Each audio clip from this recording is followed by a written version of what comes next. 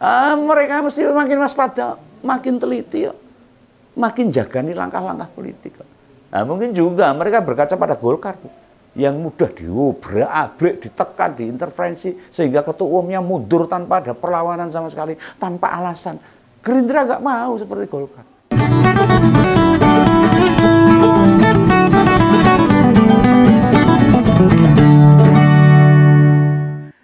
Belum lama ini seluruh jajaran Gerindra di Jawa Tengah itu mengadakan apel kader Gerindra, kemenangan Pilkada Jawa Tengah. Ya bukan hanya para politisi Gerindra yang diundang itu, orang yang mereka perjuangkan dalam Pilkada kemarin juga dihadirkan. Ya tentu saja pasangan Pak Lutfi sama Gus Yassin itu ada di sana. Yang bikin penasaran tuh, mengapa mantan presiden ketujuh Pak Jokowi, termasuk wakil presidennya nggak ada? Apa nggak hadir karena tidak diundang, apa karena sibuk? Nah, bukankah kita tahu tanpa ada kontribusi, dukungan, konsolidasi, endorse, dan tetek bengeknya dari Pak Jokowi, Pak Lutfi akan kesulitan menang di Jawa Tengah.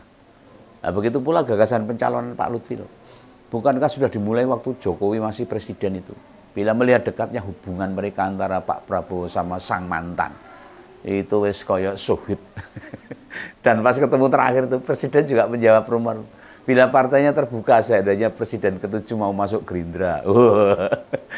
Apa ini sinyalemen itu? Tondo-tondone partai kepala Gerindra enggan atau mau dimasuki sama Jokowi. Misalnya apel kader kemarin dianggap agenda internal misalnya, kan tidak ada lain. Dan tidak ada lagi perintah-perintah penting. Tidak ada lagi agenda-agenda yang takut diketahui orang luar. Wong pilkada wis rampung, wis tinggal menunggu proses pelantikan. Lah kan justru dengan menghadirkan mantan, misalnya ini yang berjuang keras memenangkan Pak Lutfi sama Gus Yassin, semacam pula menghormati, mengakui kontribusinya.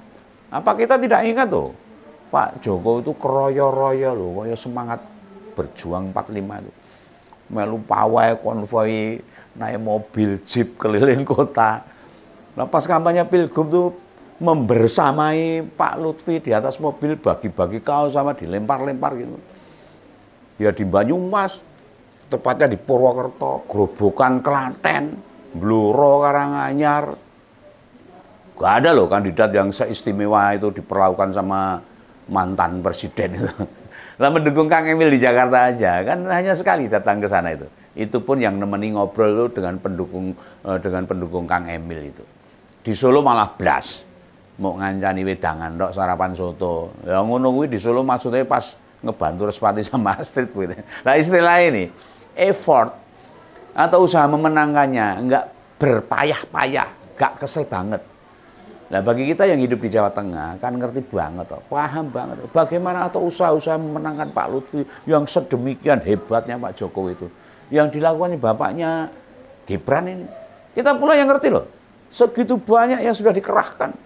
Masa sih Gerindra Jawa Tengah membuat acara kemenangan Pak Lutfi sama Pak Gus Yassin tidak mengundangnya? Oh, kebangetan ini, kelewat ini, kelalen atau apa Alpa itu, kayaknya sih enggak sih.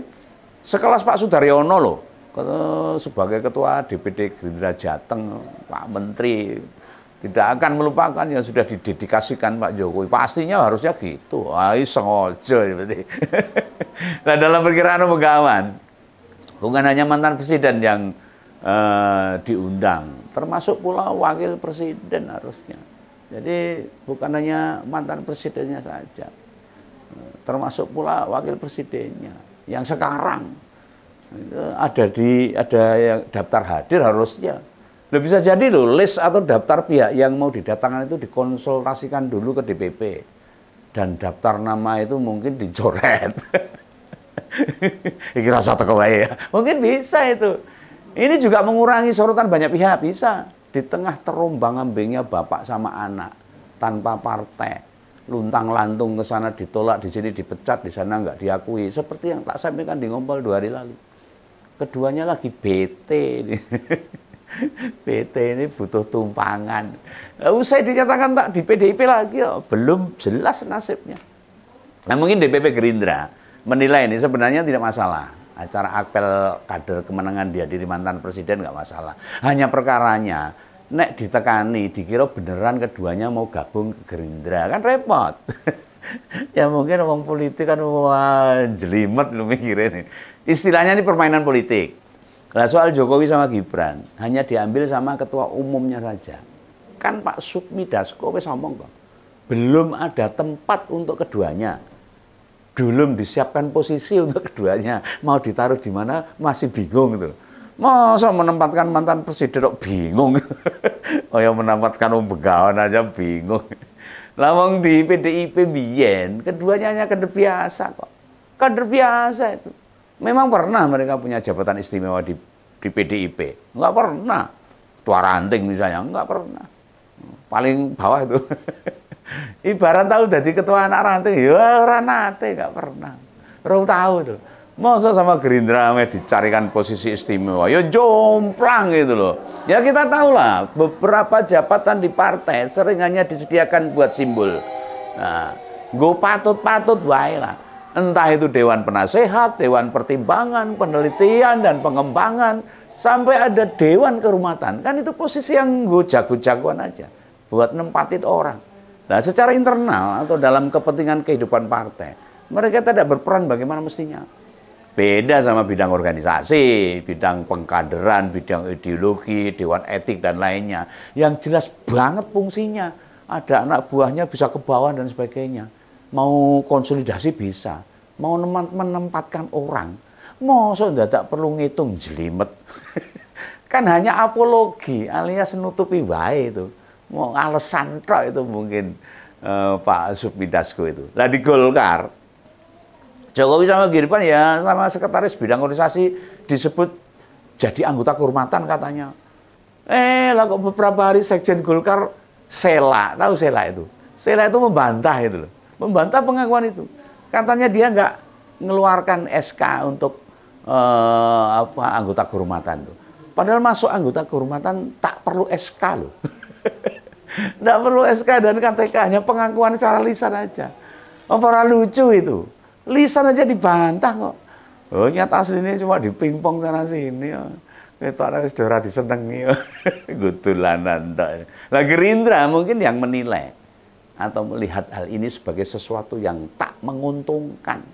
Dia realis. Faktor pengaruh Jokowi turun drastis, bukan faktor yang kuat pengaruhnya. Nah dalam terpilihnya seseorang, bisa jadi loh ini Gerindra nggak mau ada matahari kembar. Di PDIP saja loh, menyebabkan orang kayak Marwarar, Budiman, hingga Effendi Simbolon memainkan dua kaki. Tentu itu sesuatu yang tidak dimau oleh Pak Prabowo. Nah pada wartawan, Mas Dar itu, gue sapaan wong-wong Gerindra Jawa Tengah buat Mas Sudaryono itu, ketua DPD Gerindra itu, Jawa Tengah itu. Gak nyebut nama Pak Jokowi sama Wapres. Yang disampaikannya itu lebih pada rasa happy, bahagia. Bahagianya Presiden Prabowo. Bahagia kenapa? Ya banyak kemenangan diraih di Jateng. Gerindranya ada 27 kita usung, tapi kita juga bisa mewarnai di 7 yang sisanya. Sehingga kita bisa klaim atau bisa nyatakan bahwa 27 itu kita bisa memperjuangkan, bisa menselaraskan program-program Pak Prabowo-nya itu dengan kepala daerah yang ada yang kita menangkan ini. Jadi ini puas nggak Mas dengan hasil pilkada ini? Ya kita maunya menang semua, tapi ya gimana ya. Apalagi di pilkada kemarin tuh, Gerindra bukan hanya menang di Pilgub saja. Di beberapa wilayah lain kader mereka ya unggul. Malah Pak Lutfi secara resmi masuk jadi kader Gerindra. Ini akan makin membuat Gerindra tambah powerful itu. Nah jumlah kader Gerindra yang menang di pilkada berlipat-lipat dibandingkan pilkada sebelumnya. Nah, ya ini jadi fakta toh. Yang membuat partai tidak menghadirkan mantan presiden. Wah nek dihadirkan teko. Engkau malah ngeklaim semua kemenangan Gerindra Jateng berkat dirinya, malah Gerindra rugi no. Mereka nggak mau dimanfaatkan juga, dijadikan alat pengakuan. Gerindra bukan partai ecek-ecek juga tuh. Atau malah ngasih panggung. Wah, iso ciloko nanti. Bila kader-kader Gerindra menang berkat endorse-nya Jokowi. Lah. Gerindra rugi no. Lah ngomong res kudune mudeng. Dari uraian ini jelas tergambar jelas Gerindra ambil jarak dengan mantan presiden. Nek ada yang nyebut, lo kapan hari itu? Kan Sekjen Gerindra yang juga Ketua MPR, Pak Ahmad Muzani, nemui Pak Jokowi di rumahnya. Apa itu tidak dinilai dengan hubungan yang dekat? Gini loh, kan tadi wis tak singgung toh, ada ranah-ranah yang dimainkan oleh pucuk pimpinan partai. Diatur sedemikian rupa. Lah di episode ngompol belum lama, sudah tak sebut juga tuh. Panggung depan politik beda dengan panggung belakang politik. Kondisi pemenang Pilpres sekarang ini beda sama Pilpres 2014. Pemenang Pilpres sekarang kan yo koyo mak biu kabeh merapat ke Kim plus plus. Sehingga sampai disebut Kim plus plus. Sakjane lebih tepat Kim plus perubahan atau malah Kim perubahan. Lah perubahan koalisi perubahan ke Kim ini malah menyebabkan banyak terjadi perubahan-perubahan politik. Mereka bukan malah disatukan sama tujuan visi yang sama, malah duduk itu. Nah, dalam subjektivitas Om Bengawan ini, mereka disatukan oleh kepentingan yang sama. Kekuasaan yang dinikmati bersama oleh elit politik. Itu aja. Makanya yang bergabung dapat jatah kue kekuasaan. Kecuali dua partai, PKS dan Nasdem. Lo bayangkan partai ini yang justru sekarang membuat kepemimpinan Prabowo kesulitan mengkonsolidasikan pemerintahnya. Karena dua partai ini tidak muncul. Sebab terlalu banyak orang yang berkonsekuensi, bertambahnya kepentingan, banyak Gerindra yang jadi menteri, wamen atau pejabat. Membuat semua harus dikendalikan dengan baik. Repot. Mereka mesti makin waspada, makin teliti, makin jaga nih langkah-langkah politik. Nah, mungkin juga mereka berkaca pada Golkar yang mudah diobrak-abrik, ditekan, diintervensi sehingga ketua umumnya mundur tanpa ada perlawanan sama sekali, tanpa alasan. Gerindra nggak mau seperti Golkar. Ini yang tidak dimaui sama Gerindra, yang menarik buat ditunggu. Kelak setelah Pak Lutfi dilantik, dia akan lebih patuh pada siapa? Pada Jokowi atau pada Prabowo? Kalau pada Om Bengawan pasti tidak. Oke ya, salam Bengawan, salam ngompol. Dadah.